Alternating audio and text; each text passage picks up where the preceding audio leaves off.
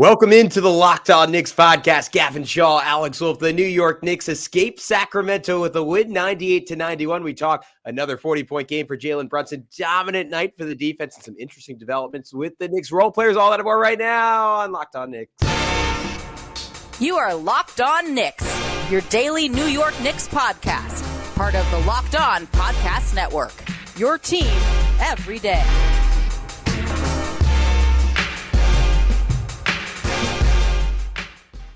You are Locked On Knicks, and LinkedIn Jobs helps you find the qualified candidates you want to talk to faster. Post your job for free at linkedin.com/LockedOnNBA. That's linkedin.com/LockedOnNBA to post your job for free. Terms and conditions apply. And I wanted to thank you for making Locked On Knicks your first listen today and every day, because we're now available on all platforms. So if you want to see our smiling faces on a day-to-day basis and become an everydayer, you already know what to do. Subscribe on YouTube and hit that notifications bell to ensure you never miss an episode. But if you're more of an audio file, you can subscribe on your favorite podcast platform. Hit that auto download function to ensure you never miss an episode. But hey, who's talking to you? I'm Gavin Schall, your favorite play-by-play broadcaster's favorite play-by-play broadcaster, fresh off the New York State tournament, getting ready to transition to lacrosse season. He is Alex Wolfe, editor-in-chief of the Strickland, the greatest Knicks website in the whole wide world. You can check them out on all forms of social media at thestrick.land. The New York Knicks, Alex, continuing to play 90s basketball. This time literally a 98-91 victory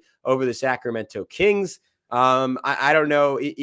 Look, there's a lot of great stats about the defense. We will get into that in a sec. I don't know how you start anywhere else but Jalen Brunson. Another 40-point performance, 17-28 from the field, 5 of 10 from three. He was actually a key part of that defense. Also had 4 steals in this game and had a dagger layup late where he basically crossed Keon Ellis out of the NBA. Yeah, and I think this game even felt like a more complete showing, oddly, even though he had less points than he did against Portland. Just getting that three-pointer back, I think, was huge to this performance. And, you know, he was just like the assistant tick up huge, but I don't know, something about the way that he was playing in this one, it felt less like he was just having to be the sole source of offense and more like he was driving the offense, which in the Portland game, it seemed like he just sort of kept being the safety valve over and over again. And it was like, come on, we need you to win us the game. Nobody can make anything, you know, whatever. In this game, some guys were able to make some more shots, and, you know, he was able to have like some nice chemistry with guys like Hartenstein. And, you know, that really shone through, I think, on some possessions. Like, it was just a more complete game for him, and getting his 3-point shot back, I think, was huge. He hit it in a variety of ways too, hit some spot up, hit some pull up. All the things you love to see from him, in addition to just the crazy ability to just take whatever the defense throws at him and turn it into 2 to 3 points every single time that he goes down the floor. You know, the Kings weren't shy about throwing doubles at him and, you know, about just hounding him aggressively with their best defenders and, you know, trying to make him uncomfortable. And yet he just continued to do whatever he wanted to do. I don't know. I thought this was, again, even though he scored 3 less points than he did against Portland, it just felt more satisfying to me in terms of the overall scope of the game, just because seeing that 3-point shot come back is huge and is going to be huge for the Knicks down the stretch run of the season. And he needs to keep that up again. And, you know, as long as he can keep doing that and keep doing what he does at every other level, scoring the ball at such an efficient rate, I think we're in for a really fun final 15 games of the season here. Yeah, I think it just felt like we talked about over that long stretch with no OG and no Randall, like how you could see the work with Jalen and you could feel the miles accumulating, and he was still scoring, he was still finishing, but it just felt like a grind. And more often than not, after every shot, he was ending up buried on the court, like begging for a foul. And it was just like, all right, how much, like he's incredible, but how long can he continue to do this?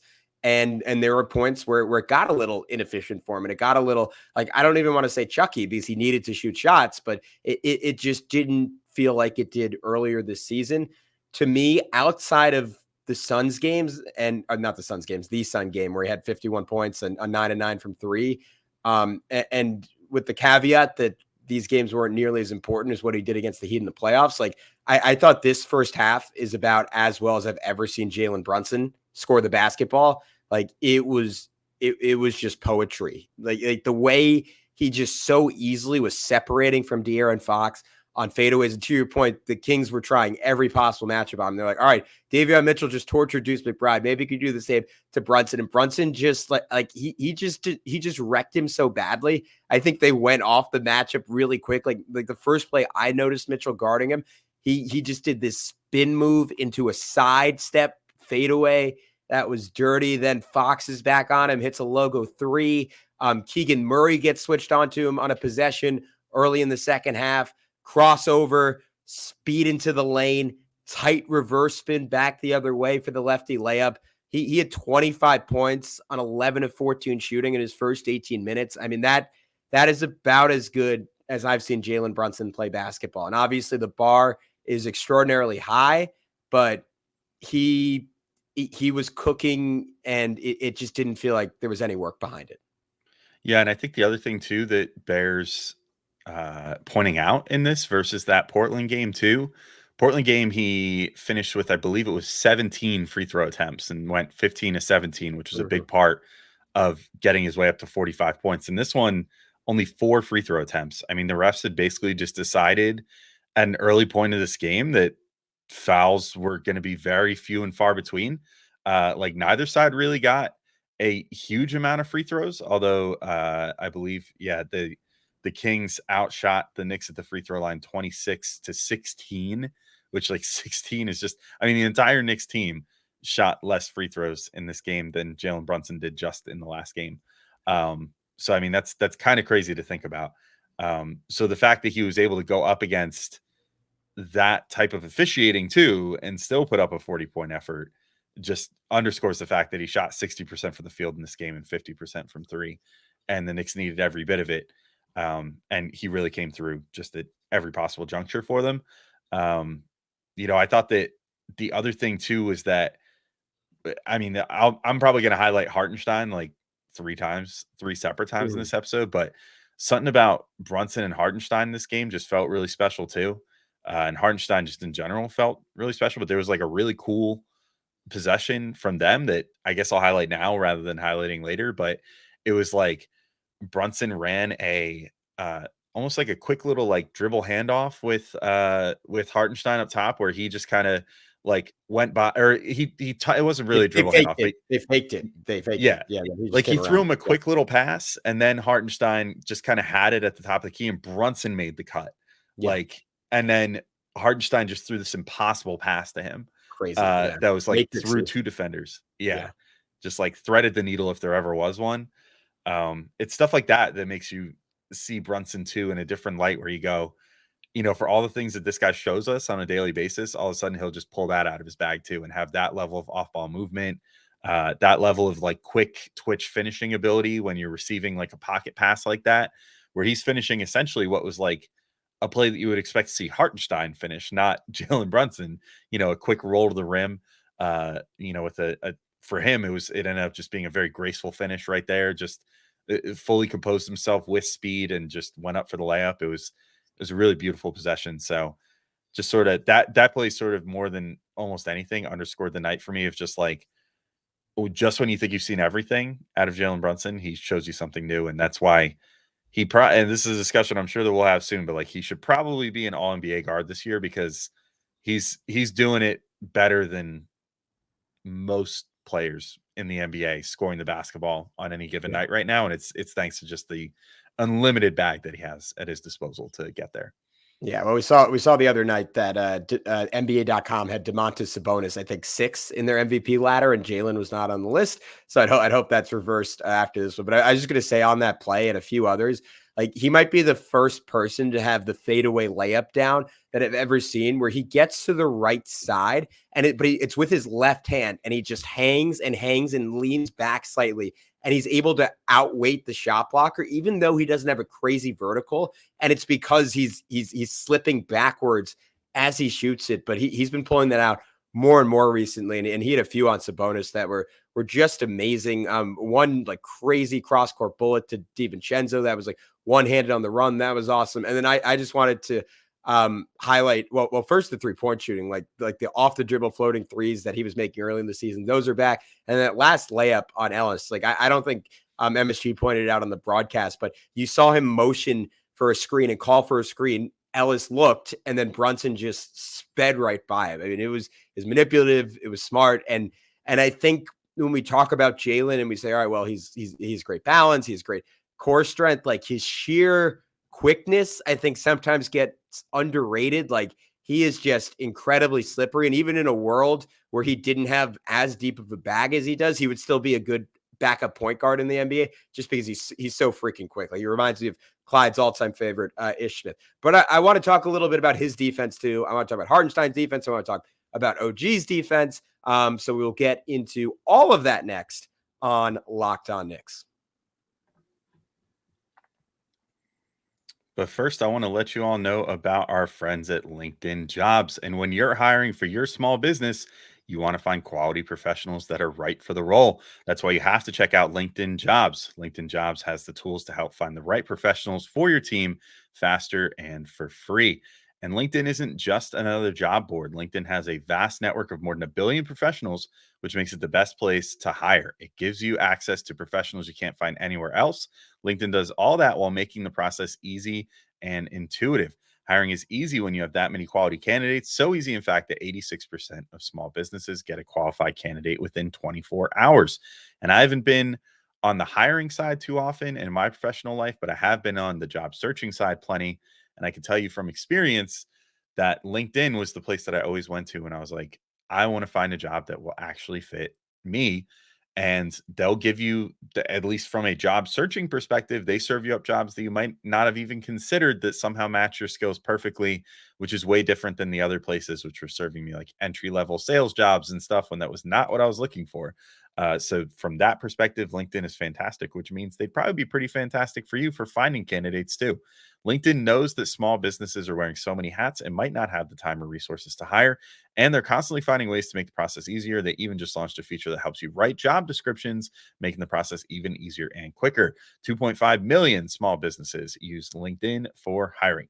So post your job for free at linkedin.com/lockedonnba. That's linkedin.com/lockedonnba to post your job for free. Terms and conditions apply.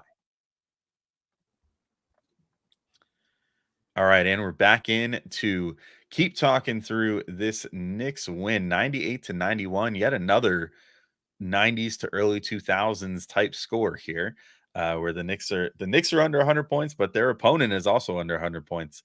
And I believe the stat was that they are the first team in the NBA. I believe, I don't think it was just their own history, but the first team in the NBA since 2015 to hold opponents under 100 points for 5 straight games, which is a pretty fantastic stat. They pulled that on MSG Networks at the end of the game.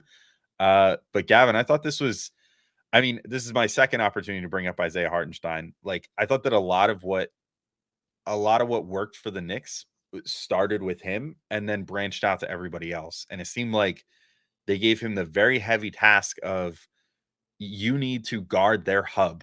You need to guard Domantas Sabonis and guard him better than he's been guarded all year and really make his life hell. And if you could do that, then we'll be ready to feast on the passes that leak out, and the flustered plays that he makes in the process of, being defended by you. And Hartenstein, I thought, took the assignment and just ran with it. And that was, to me, the building block of what made this latest in the long list of great defensive feats by the Knicks lately. This is what really started everything for me, was Hartenstein's play on Sabonis. Yeah, I think the whole Kings offense is predicated on the fact that you almost have to double Sabonis, because for as annoying as he is, like he is this incredible physical presence and has a great ability to get away with elbowing people and then inevitably finishes off of it. And Hartenstein, to your point, like just swallowed him up. Like I thought the vast majority of success he had in this game came like late first to most of the second quarter, where Precious Achiuwa was out there for about 10 minutes in a row and Sabonis was going at him. Like, other than that, like iHeart just over and over again just absorbed Sabonis. And look, like, I mean, we were talking about the Knicks and Brunson getting a little screwed over with foul calls. Like, I thought the refs were ultra generous with Hartenstein and how he was playing Sabonis. Like you saw 2 different plays where iHeart just had like, it was like iHeart asked him to prom. Like he had his hand like right on that hip and just basically like dragged him down and tackled him. And the refs didn't call anything. It was 90s basketball. Like, and if iHeart could do that, like he was just big enough and strong enough to take Sabonis kind of into his body. And the Knicks were good about being opportunistic about when they were going to help. Like with 1:18 left in the game, Sabonis drove, tried to do a reverse layup on Hartenstein. Hartenstein got a block. It goes right back to Sabonis. Anunoby sees that Sabonis is starting to carve out favorable position. He comes flying in and gets a block. But even offensively, like iHeart had that nice like rebound into a jump hook over Sabonis. We mentioned the pass he had to Brunson. Like he had another possession where he had multiple offensive rebounds. One of my favorite plays of his season was the late and one drive through Sabonis's body. It was great because I feel like, I mean, Randall's one of the few who does, but I feel like so few people go back at Sabonis with that type of physicality. And iHeart was like, all right, taste of your own medicine, big boy. And it was almost like Randall just like transferred his hate, almost like a Sith Lord, to Hartenstein for a night. But I thought it was really cool. Yeah, it was definitely, I guess maybe, yeah. Maybe, well, and Randall was there in the building too. So I could just imagine him sitting there. Yeah, doing that and then just sitting there on the side, like every time Hartenstein comes over, just like slapping him on the chest. Be like, come on, man, go take him out. I need you to do this for me. Like I can't do it. Good. What if you're just wearing like the Darth Sidious robe, like on the sideline? I think I might be missing right, but I think he was wearing all black for the game. That's perfect. So I think it was like a beanie, not so much a hood, but you know, close enough. It works. Yeah, I think that was his outfit because I saw a picture of him after the game too, where he looked like he was wearing an all black outfit. So you know, he came dressed for the part. But yeah, I think you know Hartenstein kind of started things on the defense, and then as much as we're going to talk about the concerns with OG Anunoby in a second with the elbow and the shot and all that stuff, which was definitely off in this game. Didn't seem to be hampering him in any other way, other than just his shot looking like he's maybe short arming it a little bit right now, which we can get into our theories as to why. But I thought he was probably the second biggest part of the defense to me. He was providing a lot of help late in the game.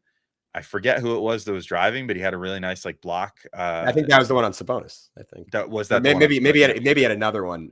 Him and Burks got Barnes at one point too. Yeah. I mean, he really influenced the game in that way. Like 1 steal, 3 blocks for Anunoby. And I thought that he was doing a lot of the like the help defense that, you know, is necessary out of that spot. And sort of what we envisioned when we were talking like a week ago about like, oh, Anunoby's coming back. And like, man, I really hope Tibbs has the you know, the thought to put him at the 4 instead of the 3, but I don't know if he's going to do it. And then he did put him at the 4 in that starting lineup. And I think it's really paying dividends because Anunoby is just such a versatile defender that he can play that role. He can provide some help underneath, you know, and he can still play the passing lanes too. So I thought that he was a huge part of it as well. I mean, just in general, this defense is just really clicking on all cylinders ever since he got back, which I think has a lot to do with him. And just that defensive versatility. But I think what's really nice about him is that him being out there and being so versatile allows everybody else to just kind of settle into their supplementary roles. And then you see that lead to tons of turnovers in this game. Like the Knicks, or just, I should say, just event generation on defense. Like the Knicks had 8 steals and 9 blocks in this game compared to 7 and 5 for the Kings, which I think was a huge difference maker when you're talking about the things along the margins that just sort of like push the Knicks to victory in this one, especially if you lose the free throw battle and everything else. Like creating those events and getting, you know, those stops on defense via those, you know, the big plays with the steals that lead to transition opportunities and all that stuff. I think that all comes from like Hartenstein playing good defense on the inside and then Anunoby just being an absolute menace to everybody else on the floor. And everybody else just kind of getting to like swoop in and take bad passes at that point that get generated by those two being such studs out there. So big time shout out to Anunoby too on the defensive end. Yeah, I mean, I want to go through just a couple of numbers that kind of pinpoint how incredible New York's been defensively this month. Shout out, all these are from Jonathan Macri's Knicks Film School newsletter. If you're not subscribed, you should be. It's an incredible resource. I check it out every single morning. But anyways, they held the Kings offense to 91 points. That's the lowest total they've scored in a home game at any point the last 2 seasons. The Knicks defensive rating this month, 98.3. The gap between them and the New Orleans Pelicans, who are in second place in the league in defensive rating, is larger than the gap between New Orleans and the 17th place Phoenix Suns.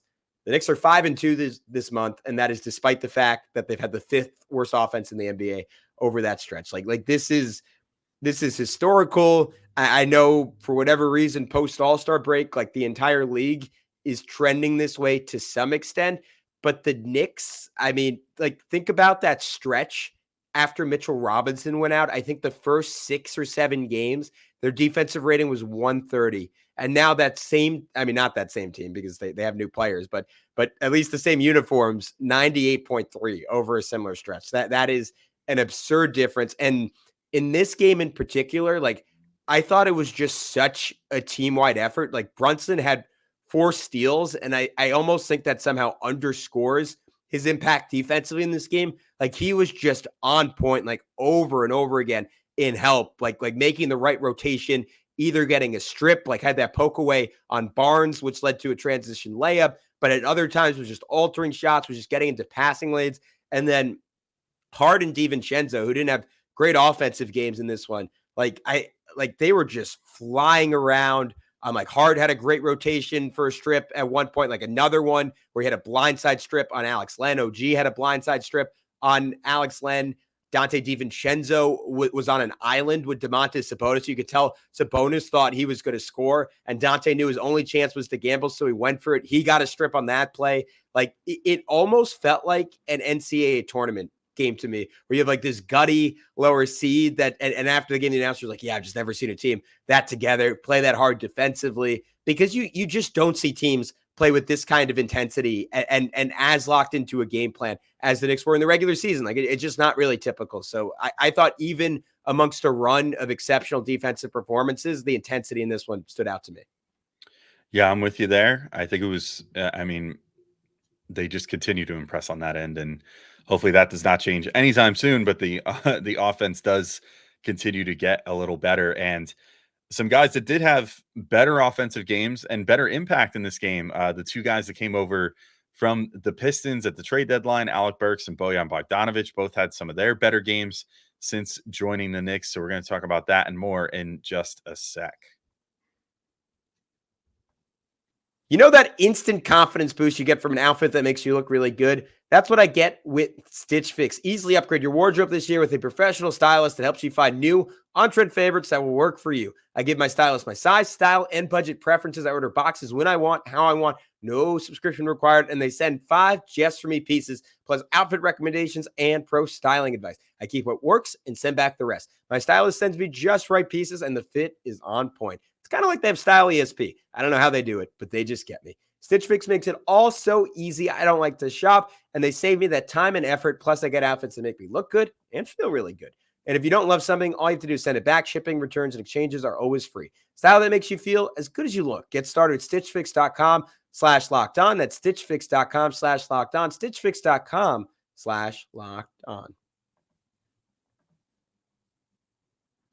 All right, OG Anunoby watch, because there were some concerning quotes, even more so concerning moments coming out of that Trailblazers game. And Alex, I don't know about you, this game did not do much to alleviate my concerns about that injuries. Anunoby got a dunk on the first play of the game and then did not make another shot from the field or the free throw line. Didn't shoot a single free throw. 1 for 8 from the field. To your point, I thought just because the baseline is so good for him, he was still excellent defensively in this game. Offensively, he looked lethargic. He was short-arming all of his jumpers. Despite the fact that he played after he was questionable, it did not inspire confidence that this is just sort of the routine, like breaking in process. Maybe that's bad phrasing. Post this wrist surgery, elbow surgery for what it's elbow worth. surgery. But, sorry, I feel like the wrist would be more concerning, but yeah, I'm actually not. I'm not sounding my alarm super crazy just yet. Like mostly because it's not affecting the other parts of his game. And if he was truly like in pain, like severely in pain, I think that we would be seeing it, where he would have to miss a game, or I think that OG is, and this team, especially with him and his injury history and everything else, they're going to be careful with, not putting him out there and putting him in a position to get hurt. Especially like, I think this team now finally understands, like, the guy's got a little bit of an owie, give him a game or two. Like, you could survive. You can handle a loss of a player for a couple games, whatever. It's better to just like treat it early rather than let it get worse late, But from what I understand, and like, hey, I've been giving like my amateur perspective on, say, like the Randall injury, for example, because I experienced something very similar. I've never had anything close to what OG has right now. I've never actually had surgery, but just from like intellectual curiosity and reading up on stuff like this, from what I understand, like, there's a certain process where, you have a surgery like that, it heals up fully, and then there's going to be like scar tissue and stuff that needs to break down just like naturally over the course of, if you're an athlete, like just by playing, things are going to kind of like how your muscles like rip and repair and whatever, to get stronger. That area just kind of needs to like stretch itself out and get used to working again, and the scar tissue sort of like dissipates over time. So I get the feeling that's maybe what he's going through. So things probably feel a little tight right now. Like if he extends it a particular amount, it probably feels like, like maybe feels like there's like micro tears happening or something because of that. And maybe that's what's kind of scaring him a little bit with like overextending his jump shot or whatever. But it looks to me like he's kind of just like short arming it a little bit. I saw some people saying like, oh, it looks like his whole jumper has changed and whatever, but I don't think that's the case, because we saw in the first game, he looked super comfortable and he shot great from three. So I would give it another week. Like, if he's not missing any games, then clearly he's feeling good enough and is probably getting good medical advice about like, no, this is temporary. Like, you'll be fine. But yeah, I certainly wish that he would have shot better in this game. Like, you could definitely tell, not so much on the layups and stuff. And obviously that first dunk, he looked pretty comfortable, but like the 3-point shot is where it really stands out. Is like, oh, this looks kind of weird right now. But hopefully it's just a temporary thing. And so I'm willing to wait it out, especially because even with all that, he was still +6 on the court in this game in like 35 minutes, 33 minutes in this game. So, as long as he's still providing positive impact out there, shooting or not, and can just give you the great defense, then he's essentially like, I don't know, Andre Robertson or something, like, that's a little throwback there, who, could not shoot for anything, but, was such a great defensive presence. He was able to stay on the floor. That's all right with me temporarily. And then hopefully just the shot comes back around by like, maybe 10 games before the playoffs for a little ramp up there. But as long as he doesn't miss, excuse me, as long as he doesn't have to miss any more time, then I think we're good. Yeah, I mean, look, he was definitely in pain in that Portland game. Like, there were points where he apparently like screamed out in pain at certain shots, certain moments. But I don't, to your point, I don't know. That might be totally normal following surgery, and they might be like, yep, that's part of the process. In 3 weeks, it'll feel fine. I mean, the good news with him getting the surgery is the recovery seemingly pretty quick, and players seemingly don't have issues after. So you have to trust in that. I'm only worried in the sense that, like, I'm almost more concerned that they played him, just because it's like, there's a feeling in my mind of like, all right, like kind of similar to Hartenstein, like, this is what it's going to be. It's going to be a little painful. Like, the shot's going to be a little off, but that's okay. But to your point, that first game was great. So who knows?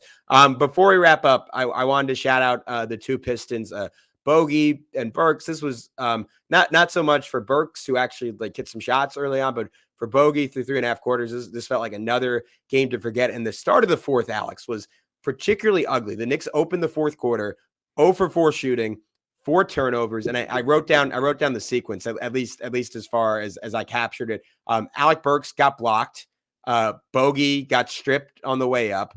Deuce McBride had his second possession of the game where Davion Mitchell basically made an argument for him to go back to the G League. Like, it was a total regression to what we were seeing when he first started getting minutes this year, where it looked like anytime he had to handle the ball, it was just going to be an adventure. That was his second, essentially, shot clock violation, where he dribbled away the whole clock of the game. And then Bogey missed a transition 3.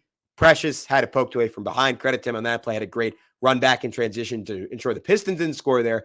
And then after all that, Bogdanovich hits this deep 3, and you breathe a sigh of relief. And him and Burks rip off 9 points in a row. And they did it like, it felt very synergistically, the way I phrased it to you before the show was this was the first game, maybe other than the first couple that they played, but in a long time where it felt like both of them had a real pep in their step. And I think you made a good point that I'll let you expand on, but it just felt more within the flow of things, particularly for Burks. I mean, his when he first came in, he drained a three off of Precious, like short rolling to the rim and then kicking it out to him. And then coming back in the fourth, ultra tough finish over Sabonis, isolation, free throw line jumper, bogey in the middle of that deep three that I mentioned, had this beautiful drive off an Isaiah Hartenstein, dribble handoff, inside hand finish. That was about as explosive as I saw him look. And defensively, I haven't seen either of them play as well as they did when they were out there in the fourth quarter. Burks, I think I mentioned it already, but had a great block on Harrison Barnes on if I'm remembering correctly, it was a reverse layup. And then Kings end up getting the ball back, boxes him out, fights him for a rebound, despite giving him a couple of inches and a few years there. So I just thought that was an essential stretch for the Knicks to survive in this game. And it was the boost they needed on a night where Brunson was cooking and pretty much no one else was. Yeah, and I think maybe this was a result of Tibbs sort of putting their feet to the flames a little bit in the last game. Burks almost got removed from the rotation in the last game. Only played 4.5 minutes because he just was not playing well. And Bogdanovich even, I think, only played 12 minutes, even though I thought his minutes were actually decent in the last game. He just didn't get a lot of them. And he's slowly but surely, I think, been sort of integrating himself into being a pretty good piece off the bench here, like we thought he was going to be. But, both of them, it kind of felt like they had this understanding of, oh, all right, this isn't Detroit anymore. We're not going to be able to just go out there and lollygag and take lots of shots and, whatever. And, I know they've been here for a month now, but, I think it just took about that much time for it all to sort of click with them, maybe, of what is going on here and what they're going to need to do to earn minutes here, because, they're just, it's a very stacked team that only continues to get more stacked the more injuries get resolved here. So for Burks in particular, I thought that, he just really needed a reality check of he's been playing basically just for himself for the last, month since he's come to the Knicks. And it just seems like every time he goes out there, he was just kind of dribbling the air out of the ball and rarely looking to pass and whatever. But he was bringing the ball down, point Burks style for parts of that run, and yet would come down and immediately get an action going. And that's what you want to see out of him. We know from a couple years ago how the experiment goes if you try to have Burks out there running point and penetrating and getting all the way to the hoop. That just doesn't work well. You got to start actions on the outside for him, because he's not a good finisher inside, and he's not great at reading where things are and reading the defense when he gets all the way inside. And, we don't need to relive that or relitigate that in any way. So I thought they did a good job of doing that. Did a good job just getting constant motion going around the perimeter. And we saw that with Bogdanovich, who had a really good assist to Burks at one point during that stretch where he, got the ball, made a quick move from the perimeter, got inside, drew in 3 defenders, and that allowed him to kick it out to a wide open Burks in the corner. Hits him. That's a nice 3. I think that was 2 straight threes for Burks, if I'm not mistaken, on that particular after that particular possession. So it was good, symbiosis, not just between those two, but also they seem like they're sort of starting to understand their teammates better. And I hope that we see more of them, particularly Bogdanovich. I've been the biggest Bogdanovich believer this whole time. I don't know. Every time that I watch him play since he's come to the Knicks, I'm I see the vision of what he can do for this team. I think we're finally starting to see it. Burks, I think, might become a little more situational once this team is fully healthy, which is fine because he's a damn good 10th, 11th option off your bench, But yeah, I think we're finally starting to see things click with them a little bit, and that's good because until Randall and Mitchell Robinson get back, the Knicks are going to need certain nights. Deuce McBride is just not going to have it. He's not that consistent yet in his career. So some nights he is going to need to play 10 minutes like he did in this game, and you're going to need other guys to step up, and that's exactly what they got out of them. Yeah. And I think it's going to, it was a really encouraging game. I want to see them string 2 together. I want to see them go out against the Warriors and against the team that's slightly beaten up, but is desperate right now in terms of fighting for their positioning and has that championship pedigree. To me, this Kings game felt playoffy. I think tonight is going to feel doubly so. And I want to see how Burks and Bogey thrive or don't in that environment. But we will have you covered for that one. And he's Alex. I'm Gavin. We'll talk to you about all that and so much more very, very soon on Locked On Knicks.